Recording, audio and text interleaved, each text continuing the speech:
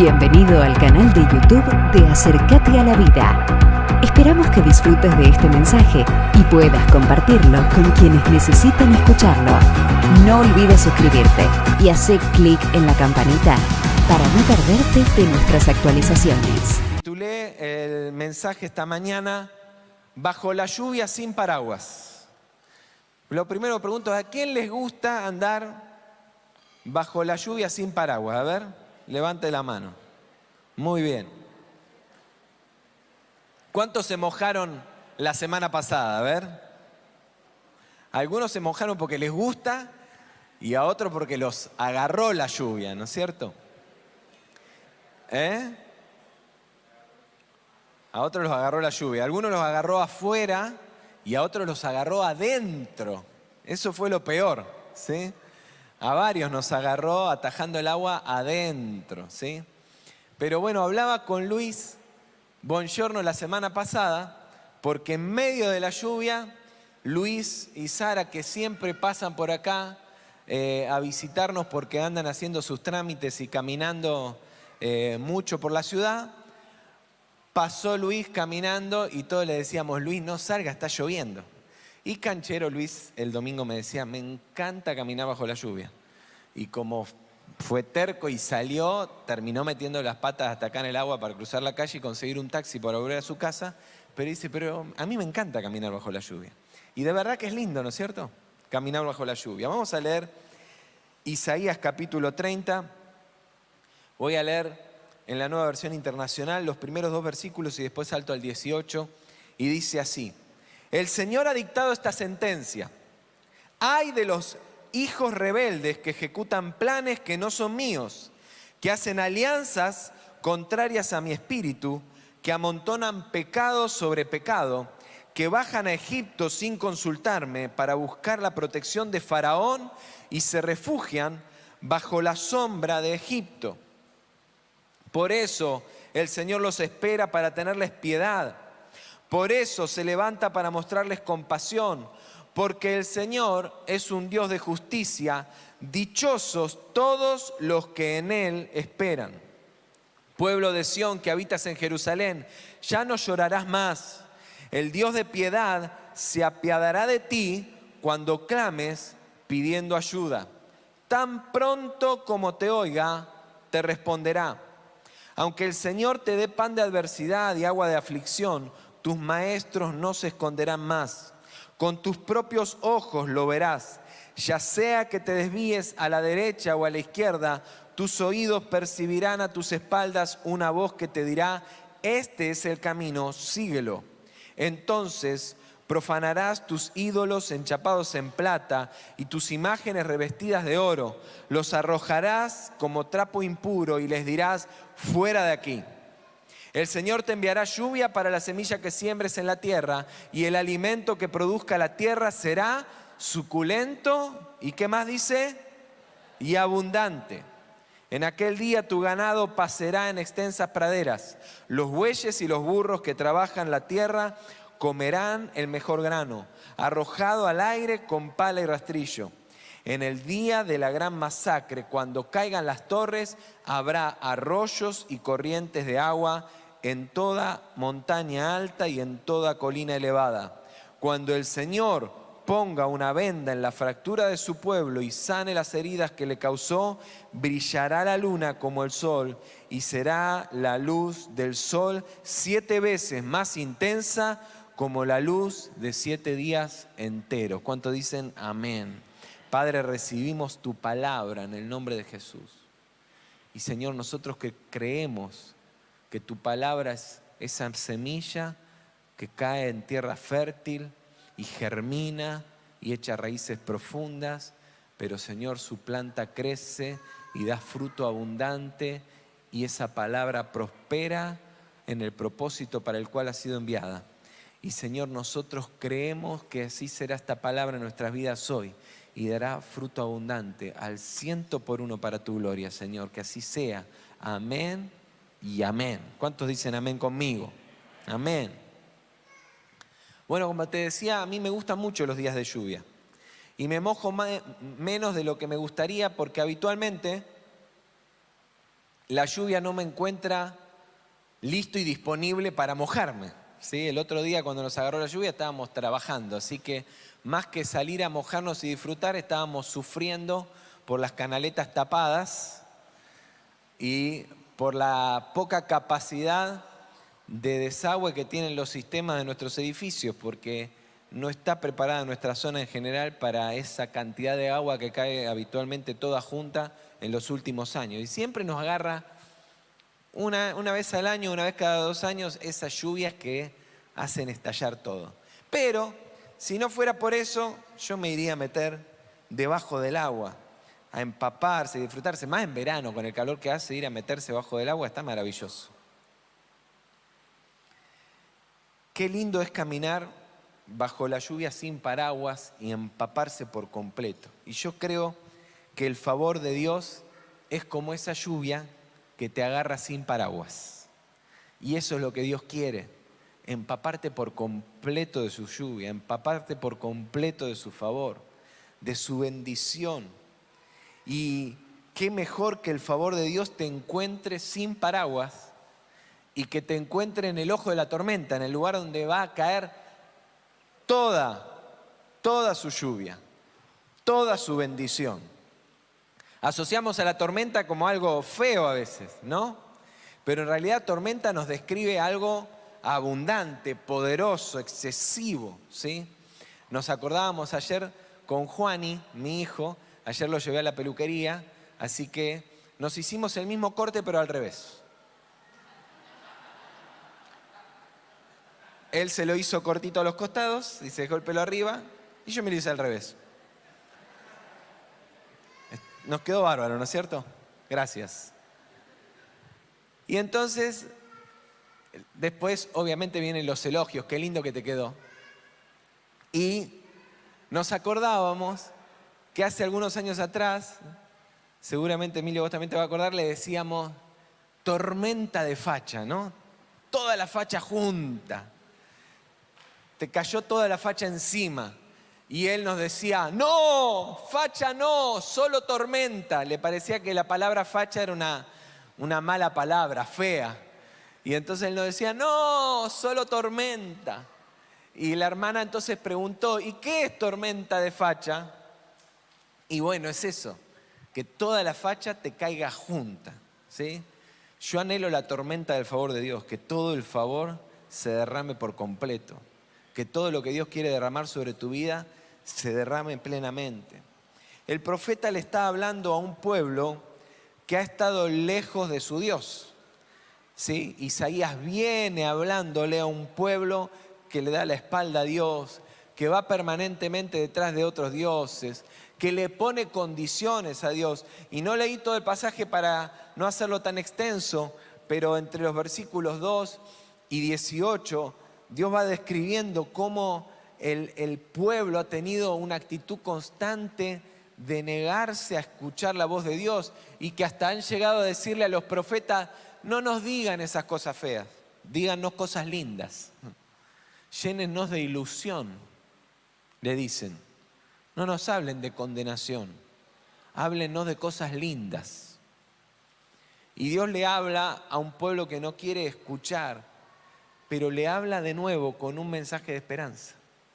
Y de alguna manera, este texto que leímos, ¿sí?, es parte de ese anuncio del favor de Dios y contiene, ¿sí?, este pasaje un resumen de ese plan de Dios. Comienza describiendo cómo el pueblo de Dios le da la espalda para continuar luego describiendo cómo Dios está esperando y quiere entrar en diálogo con aquellos que esperen en Él. Y quisiera animarte a caminar en esta palabra, haciendo todo lo que esté de tu parte, todo lo que esté a tu alcance, para ubicarte en la zona de la tormenta, para ubicarte en la zona donde está pronosticada la lluvia y para que evites querer cubrirte, querer zafar de todo lo que el favor de Dios trae. Pero Sergio, ¿el favor de Dios es bendición? Sí, claro. ¿Y por qué, sin embargo, seguimos viviendo fuera del favor de Dios? seguimos solo conformándonos con pequeñas manifestaciones del favor de Dios. Cuando Dios quiere que vivamos en plenitud, bueno, hay cosas que evidentemente lo están impidiendo y que se están configurando como un paraguas o como simplemente una ubicación geográfica diferente al lugar donde Dios está manifestando el favor sobre nuestras vidas. Y quisiera por eso animarte a que des los pasos que tengas que dar para que, como Dios nos viene hablando, ¿cuántos no estuvieron? No te quiero escrachar, perdón, no levantes la mano, porque no quiero que parezca escrache, pero si no escuchaste el mensaje del domingo pasado, tenés que escuchar el mensaje del domingo pasado. Y si no escuchaste el del domingo anterior, también. Y si no escuchaste los de los miércoles de enero, también los tenés que escuchar todos, porque es impresionante cómo uno tras otro han venido edificando la voz de Dios acerca de lo que Él quiere hacer con tu vida, con mi vida, con nosotros en este tiempo. Hablábamos con Diego López, que nos guió recién en la adoración esta semana, y a mí me inspira escuchar cómo Dios habla y obra en la vida de cada uno de ustedes. Y él me contaba cómo cada palabra ha sido una flecha lanzada por el Señor ministrando su vida. Y me decía, y vuelvo a escuchar los mensajes, y esta semana volví a escuchar de nuevo el mensaje de Diego porque necesitaba volver a repasar todo lo que Dios me estaba diciendo. Digo, gloria a Dios por aquellos que valoran todo lo que Dios nos está hablando. Porque Dios te está queriendo introducir en un tiempo de su favor. Así que en primer lugar, el primer paso es cambiar los planes. Cambiar los planes. El texto comienza diciendo, hay de los que ejecutan, ¿qué cosa? A ver si te acordás. Hay de los que ejecutan sus propios planes. Hay de los que ejecutan sus propios planes. ¿Qué planes estás ejecutando en este tiempo? ¿Los tuyos o los del Señor? Al comenzar este año, ¿qué planes estás pretendiendo llevar a cabo? El Señor le reclama al pueblo que busca protección en Egipto, en vez de afirmarse en su espíritu. Y le dice, hay de los que llevan adelante sus propios planes. Es un hilo tan finito. Proverbios 16:1 dice, el hombre propone, Dios dispone.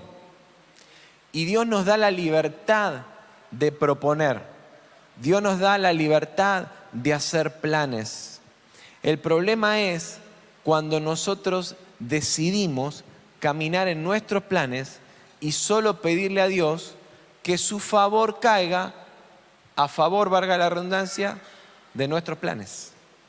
Que Él bendiga lo que nosotros decidimos hacer. Diferente es ir al Señor a decirle, estos son mis planes, los pongo en tus manos y vos disponé qué querés hacer con ellos y cuáles son tus planes para mi vida. Y esto claramente también tiene que ver con el lugar en el que depositamos nuestra confianza. Por eso Dios le dice al pueblo, ustedes bajan a Egipto, claro, porque Egipto es grande, porque Egipto tiene comida, porque Egipto es un imperio y ahí hay un faraón que parece que nos puede bendecir y ayudar a cumplir nuestros planes. ¿Cuántas veces terminamos poniendo más nuestra confianza en personas, en propuestas, en autoridades, en decisiones de otros, en ese negocio que se va a abrir y por ahí te estás desviviendo en tus propios planes que querés configurarlos detrás del plan y del propósito de otros y no de Dios? Y entonces te angustiás y vas detrás de esa persona que es la llave para que todo lo que vos soñás suceda. De esa puerta, de ese trabajo que es el que te va a dar la provisión que esperás. Y te desvivís tras tus propios planes. Y vos decís, no, pero yo amo al Señor. Sí, el pueblo de Israel también amaba al Señor. Pero con sus acciones, sus decisiones y el lugar en el que ponían su confianza, en realidad transitaban de manera diferente. Y el Dios que quiere derramar todo su favor sobre su pueblo dice: ¡ay de los que en vez de ir al lugar donde derramaré mi favor, van a buscar el favor de otros, la protección de otros, el cuidado de otros! No es que Dios quiere retirar su favor, no es que perdés su favor. Dios sigue esperando y ahora vamos a hablar de eso. Pero mientras tanto, vos decidís en la libertad que Dios te da caminar en otros planes, en otros tiempos. Ya voy a servir, ya le voy a dedicar a Dios mis dones, mis llamados, ya trataremos de eso. Pero sigo con mis planes. Ni siquiera estamos hablando de planes pecaminosos, mal vistos delante de nadie. Aunque podríamos discutir mucho más profundo de qué es pecado, ¿no? Porque pecado es ir contra la voluntad de Dios. Y entonces, si haces tus planes y no son los que Dios quiere, y sabés que Dios tiene otros planes, e igual haces planes diferentes, por más buenos que sean, estás caminando en contra de la voluntad de Dios. ¿Dónde están tus expectativas? ¿Y dónde está tu esperanza para este tiempo? ¿En Dios o en el gobierno de turno? ¿En Dios o en tus ahorros? ¿En Dios o en tus posibilidades laborales? ¿En Dios o en tus capacidades? ¿En Dios o en tus afectos? Y así podríamos seguir la lista. Vivir en el favor de Dios significa ejecutar sus planes. Por eso, si empezaste tu año hablándole al Señor de tus planes, quizá estás en un buen momento para preguntarle al Señor: Señor, ¿será que tenés otros planes para mi vida? Segundo, esperá sin desesperar. Qué interesante que Isaías expresa que Dios es el que espera primero. Dice el versículo 18: por eso el Señor los espera. Y los espera para tenerles piedad, los espera y por eso se levanta para mostrarles compasión, porque Él es un Dios de justicia, dice. Dios es el primero que espera, Él es el que te está esperando. Y el pueblo de Israel se especializó en impaciencia. Se especializó en impaciencia. Seguramente vendrán a tu mente, como a la mía, un montón de ejemplos, pero por ejemplo, uno muy conocido: no volvía Moisés. ¿Y qué hicieron? Construyeron otro ídolo. Necesitaban a alguien en quien depositar su confianza. No volvió Moisés, la impaciencia les ganó. Y entonces, ¿qué pasó? Quebraron el pacto con Dios. Se perdieron entrar a la tierra prometida. Por esa sucesiva actitud de impaciencia. Así también pasa con nosotros. Dios te está esperando. Su promesa es que manifestará piedad, compasión, justicia. Por eso dice: son dichosos aquellos que también esperan en Él y en la manifestación de su favor. Porque el que espera en Dios tiene garantizada su piedad, su compasión, su justicia. Pero nos cuesta esperar en Dios.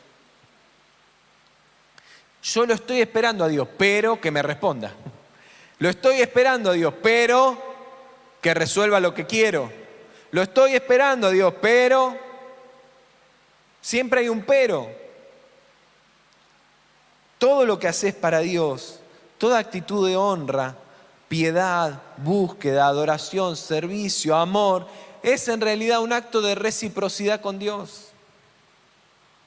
Porque no es más que gratitud con aquel que hizo todo eso primero. Él ya te está esperando, Él ya te está amando, Él ya te está sirviendo. Él lo hace primero y espera incansablemente como esperó a Israel una y otra vez. ¿Por qué? Porque nos ama. Por eso es tiempo de poner en Él tu esperanza sin claudicar. Porque si no, vas a terminar volviendo a tus planes. Y entonces podés sostenerte en sus planes cuando estás dispuesto, dispuesta a esperar. Qué triste es ver cumplidas muchas metas que tenés, muchas metas que deseabas, muchas cosas que le pedías al Señor, pero no poder disfrutarlas porque sabés que Dios en realidad te está esperando en otro lado.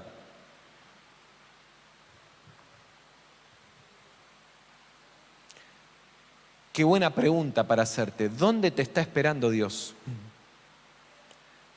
¿Estás seguro, estás segura que estás esperando en el lugar que Él te espera? ¿Que estás yendo a su encuentro? Tercero, clama. Me encantó esa canción. Desafiante expectativa de que cada oración Dios la responderá. Esto está conectado. Es esa esperanza, es esa espera de saber, estoy buscando a Dios que siempre responde. Y entonces clamo. Y ese Dios que te está esperando, dice el versículo 19, que cuando clames te responderá rápido. Es decir, está queriendo responderte. Pero el tema es ir a ese lugar justo, a clamar a Él y a buscarlo.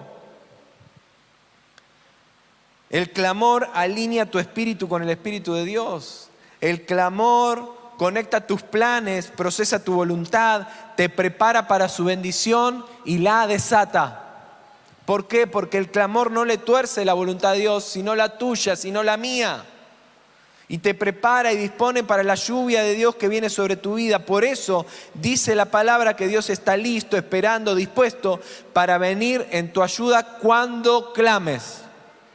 Porque cuando clamás, estás disponiendo todo tu ser para disponer todas tus cosas bajo la autoridad, el favor, la voluntad de Dios. Y Dios no le está hablando acá a una persona. Dios le está hablando a un pueblo. Por eso no es el clamor individual de cada uno, es nuestro clamor. Es un clamor colectivo. Este es tiempo de clamar a Dios en comunidad para que se manifieste su favor sobre tu vida, tu familia, sobre la iglesia, sobre la ciudad, sobre el país, sobre nosotros. Este es tiempo de un clamor comunitario, unidos en un mismo sentir, en una misma búsqueda, con una misma convicción. Ese es el sentido de ponernos de acuerdo, porque Dios obra en el acuerdo. Porque el acuerdo nos confirma lo primero, que no estamos moviéndonos en nuestros planes, sino en los planes de Dios. Y hay un plan vital y primero de Dios, y es que seamos uno. Así que ponernos de acuerdo es expresar el plan de Dios. No puede no interesarte clamar en acuerdo con tus hermanos, con la iglesia. Necesitamos hacer de esto una meta principal y una búsqueda incansable. Cuarto, camina atento. Dios no niega que el pueblo viva adversidad. Dice el versículo 20, aunque venga la adversidad y Dios te dé pan de adversidad y de aflicción, Él estará ahí, Él garantiza que estará presente. Dice, no te faltarán los maestros, lo verás con tus ojos. Es decir, tendrás quien te enseñe, quien te ayude, quien te asista, quien te acompañe. Es interesante la imagen que presenta el versículo 21, porque describe a un pueblo en movimiento y a un Dios que lo acompaña y respalda con el sonido guía de su voz. Dice, cuando estés caminando, tendrás una voz a tus espaldas que te guía. La escucharás resonar. Por eso destaco acá dos cosas. Este no es tiempo de estar quietos, es tiempo de moverse, de actuar, de servir, de ir en pos del propósito de Dios. Dios ya te ha hablado tanto, Dios ya te ha dicho tantas cosas, Dios ya te ha ministrado y te ha mostrado planes, te ha mostrado propósito. No, pastor, que no sé para dónde caminar. Tenés que caminar en pos de su presencia, podés clamarlo, podés buscar, podés servir. Es que no sé dónde servir, mirá, empezá sirviendo. ¿Y dónde? Busca un lugar. El pastor Diego la semana pasada nos presentó un tremendo desafío. Allá hay una líder que levanta las manos, dice, los anfitriones te esperan con los brazos abiertos. Empezá a servir. Y que no sé si será el lugar para mí. Nunca lo vas a saber si no caminas ahí. Por lo menos serví para ya tener una certeza. Por ahí no es. Serví, movete, este es tiempo de moverse. Un hermano me decía esta semana, estamos disfrutando tanto del favor de Dios en nuestra vida, pero el Señor me mostraba que su favor ha estado con mi familia todo este tiempo que pasó también. Tenés que caminar hacia adelante porque ya viste el favor de Dios en tu vida. Y ya sabés que Dios está con vos. Entonces movete. Ya sabés que su gracia se derrama sobre vos y que lo hará una vez más. Y entonces tenés que caminar con la certeza de que su voz guiará tus pasos. Ya sea para guiarte y decirte hacia dónde ir cuando no sepas, o para corregirte cuando creas saber y te estés equivocando. Les decía a los hermanos en Zapala el miércoles que recuerdo siempre la enseñanza del pastor Carlos Mnaida, que me dijo un día, mirá, fue tan práctico porque a veces queremos hacer tan místicas las cosas sencillas de nuestro diálogo con Dios. Me siento a leer la Biblia hasta que Dios me hable, me dice. Porque me siento a leer la Biblia para que Dios me hable. Así que si me pongo a leer y a los 2 versículos que leí Dios me habló, me quedo ahí, me detengo, no sigo leyendo. Leí 2 versículos y me quedo con esos 2 versículos porque Dios me está hablando ahí. Y si leo 3 capítulos y todavía Dios no me ha hablado nada, sigo leyendo hasta que Dios me hable. Porque me siento con la convicción de que Dios me va a hablar. Y dice, cuando voy a orar por alguien, confío en que Dios va a hablar a la persona que estoy hablándole de parte del Señor, porque Dios está conmigo, no el enemigo, porque yo estoy viviendo en el favor de Dios. Práctico, entonces, doy por descontado de que todo lo que viene a mi vida y a mi mente y a mi espíritu es de Dios, porque yo estoy en Dios y el enemigo no tiene más autoridad que Dios sobre mi vida. Y aún descansando en que si lo que recibo no es de Dios, Dios se va a encargar de que lo sepa. Y me va a hacer notar de que eso no es de Dios. Y entonces es caminar, no detenerse en la angustia y en la incertidumbre. ¿Será de Dios? ¿No será de Dios? ¿Dios querrá? ¿No querrá? No, caminá. ¿Cómo? Atento, atenta. Sabiendo que Dios está ahí. Y que tenés que estar atento a la voz de Dios. Porque si Dios te habla y te corrige el camino, hay que corregir. ¿Cuál es el problema? Camina con la certeza de que una voz a tus espaldas te guiará. Y por eso ten en cuenta que si Él está a tus espaldas, lo que tenés que hacer es movete. Te corrige la senda y te escucha, tenés que estar atento. Esas son las 2 cosas, movete y está atento. 5, sacrificá tus ídolos de plata y oro. Fíjate la progresión en la palabra de Isaías.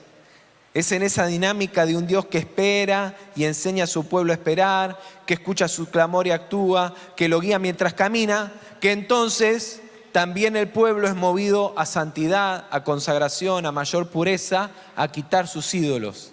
Porque después de todo esto que vimos, le dice, entonces profanarás tus ídolos, los descartarás por completo, enchapados en plata, los ídolos de oro. Los ídolos son tesoros bañados en esos metales preciosos, son baluartes preciados que no queremos entregar. Hay 2 tipos de ídolos. Algunos son más sacros y explícitos. El otro tipo es más oculto. Los sacros son esa clase que parece más inofensiva, que hasta solemos pensar que son parte propia de nuestra experiencia con Dios. Nuestras estructuras, nuestra cultura, nuestra manera de ser, nuestra cultura incluso religiosa, nuestra forma hasta de cantar. Hoy Cari subió y dijo, hoy nos llevaron los chicos a recordar tiempos antiguos con las canciones. En realidad, para algunos de ustedes, recordar tiempos antiguos serían canciones más viejas que esas, ¿no es cierto? Pero para las generaciones más jóvenes, las primeras 2, 3 canciones de esta mañana son canciones de mucho tiempo atrás. Creo que ya lo dije acá la vez anterior, pero vuelvo sobre esta idea porque tiene que ver con romper estructuras. Que hay un mover de Dios en este tiempo que viene acompañado de un estilo musical que a mí no me atrae demasiado.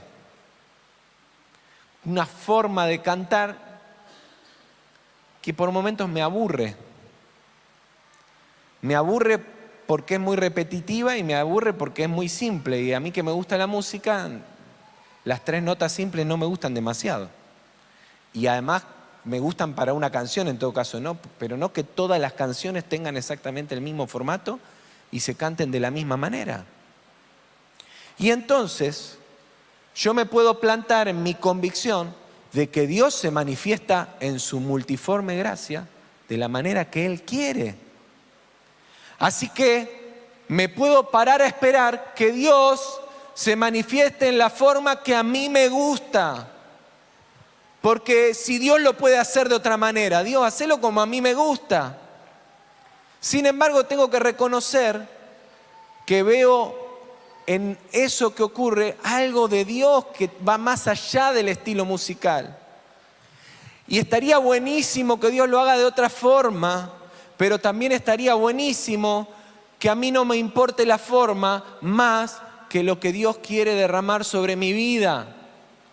¿Qué es lo que está primero? ¿Tu ídolo bañado en plata y oro? A mí me gusta esta forma de adorar. A mí me gusta esta forma de orar. A mí me gusta este predicador como predica. A mí me gusta el culto cuando pasa esto. O lo que te importa más es que la lluvia de Dios se derrame sobre tu vida. ¿Estás dispuesto a profanar tus ídolos? ¿A romperlos por completo? ¿Estás dispuesto a que cambie tu forma de adorar, de servir, de congregarte, de conectarte? ¿Y que Dios cambie tus moldes por completo? Algunos tienen que romper estructuras para modernizarse. Otros, al revés, tienen que volver a viejas prácticas. Porque no estamos hablando de que romper ídolos y estructuras es renovar las formas para nuevos ídolos y nuevas estructuras. Y muchos, en vez de tener una renovación en Dios y en su favor, han construido un nuevo ídolo, una nueva manera de congregarse, una nueva manera de conectarse con Dios y con la iglesia, que en general podríamos decir es mi manera. Voy al culto cuando tengo ganas, me conecto con la iglesia si tengo ganas. Yo no tengo ganas de estar en grupo pequeño. Yo sirvo si puedo, cuando puedo y con quien quiera, manejo mis tiempos porque Dios está en todos lados. Y en realidad no es que estás viviendo eso porque el Espíritu te está guiando, sino porque te autoconvences de que eso está bien y es tu ídolo. La pregunta es, ¿y si Dios quiere al revés? Capaz que algunos se tienen que tomar licencia del servicio porque ese es su ídolo, pero otros tienen que volver al servicio. ¿Cuál es el ídolo que tenés que dejar caer? El segundo tipo de ídolos tiene que ver con cosas que sabemos que debemos cortar, pero nos cuesta y nos negamos a destruir. Relaciones, hábitos, cosas, recuerdos, trofeos, historias, conductas que son un ídolo, es decir, un tesoro que no querés dejar.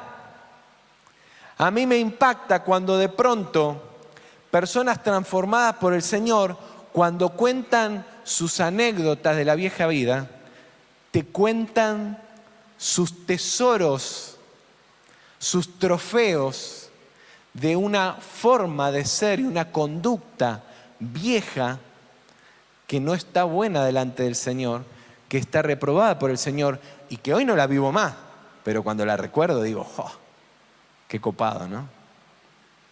Mirá lo que era, mirá lo que hacías. No, yo, tiro una nomás. Cuando yo fumaba, me fumaba 3 atados por día. Pero lo tengo como un tesoro. Es una anécdota que cuando la cuento, me jacto de la anécdota. Bueno, llévalo a otros terrenos, a otros pecados, a otras cosas. Recuerdos, perlitas, souvenirs que no querés quemar. De alguna relación pasada, de alguna relación prohibida, de alguna cosa que no tenés que tener y tenés. Ídolos, cosas que no queremos soltar, pecados del pasado pero que guardamos el recuerdo, o pecados del presente que decimos, este me lo guardo para mí, es mi licencia, Señor. Trofeos, ídolos que tenés que sacrificar, que tenés que entregar por completo. Hay un pecado y en realidad es una adicción que está esclavizando a la gente hoy dentro de la sociedad en general, pero dentro de la iglesia en particular, que es la pornografía. Y hay algunos hermanos en las últimas semanas que me hicieron notar, mencionamos poco esto en la iglesia y está bueno sacarlo del tabú y expresarlo más, porque de verdad es un flagelo que atraviesa la iglesia. Y capaz que estás teniendo este problema, varón o mujer. Sí, varón o mujer. Porque esto afecta a varones como a mujeres. Casi, dicen las estadísticas, casi por igual. Las estadísticas dentro de la iglesia de hace algunos años atrás, no tanto, 5 años atrás, antes de la pandemia, daban que más de la mitad de los hombres y más de la mitad de las mujeres dentro de la iglesia consumían pornografía dentro de la iglesia. Así que no me extrañaría que alguna persona aquí en este lugar tenga lucha con esto. O que la hayas tenido. La pregunta es, si la tuviste y la cortaste, ¿borraste todos los videos que guardabas? ¿Borraste todos los accesos a esos materiales? ¿Te saliste de los grupos de WhatsApp donde esas cosas te llegan y te las comparten? ¿O te haces el fuerte, la fuerte y decís, voy a resistir en el nombre de Jesús? Pero no me quiero salir porque es mi ídolo. No me quiero salir de ese grupo de WhatsApp que hablan, que parece un canal pornográfico por la forma en la que se expresan, hablan y dicen, porque son mis amigos, un ídolo. Y porque me van a gastar orgullo, un ídolo. Que se convierten en esas cosas que no queremos soltar. Sacrifica tus ídolos religiosos, esos que te impiden recibir lo nuevo de Dios, y sacrifica tus ídolos ocultos, esos que te traen añoranza y esclavitud y no te permiten vivir bajo la lluvia de su bendición. Me gustaría decir cuánto dicen amén, pero no quiero que lo digas solamente por compromiso. Me gustaría que digas un amén porque decís, sí, lo tengo que hacer. Todos tenemos alguno que revisar. Todos tenemos alguna cosa que tratar delante del Señor. No creas que este punto no te toca, porque este punto nos toca a todos. El punto no es a quién le toca, el tema es que le preguntes al Señor, Señor, ¿cuál es el ídolo que todavía guardo y tengo que entregar? 6. No me dan los dedos de una mano. Prepárate para empaparte. El Señor le promete al pueblo, ¿qué cosa? Su lluvia. Dice, el Señor te enviará lluvia para la semilla que siembres en la tierra, y el alimento que produzca la tierra será suculento y abundante. Y comienza la promesa de todo lo que viene. ¿Por qué? Porque Él derrama su lluvia. Esto no es un dato menor. El Señor le promete al pueblo su lluvia, y para el pueblo la lluvia siempre fue un elemento clave y señal de que Dios estaba con ellos. Es la señal más clara y manifiesta de su favor. Dios envió siempre la lluvia temprana que preparaba la tierra para la semilla, y la lluvia tardía que maduraba el fruto para la cosecha. Y para el pueblo de Dios siempre que Dios enviara su lluvia era la señal de que Dios estaba con ellos.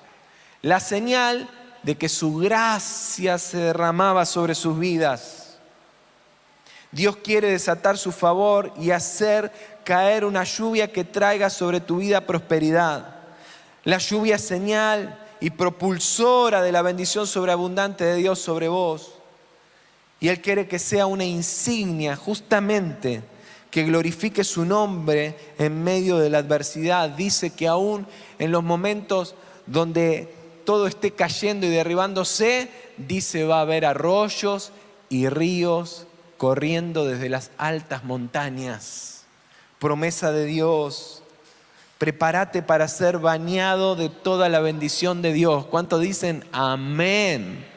Decirle, sí, Señor, lo quiero, lo quiero. Bajo la lluvia sin paraguas. Nota que el camino que Dios le enseña a su pueblo es un camino de entrega. De alguna manera es de despojo. Un pueblo que renuncia a sus propios deseos, a sus propios planes. Un pueblo que se entrega por completo, que espera solo en Él, que suelta el control, que elimina los ídolos, que escucha su voz, que lo dirige y que elimina todo intermediario o todo desvío en su camino.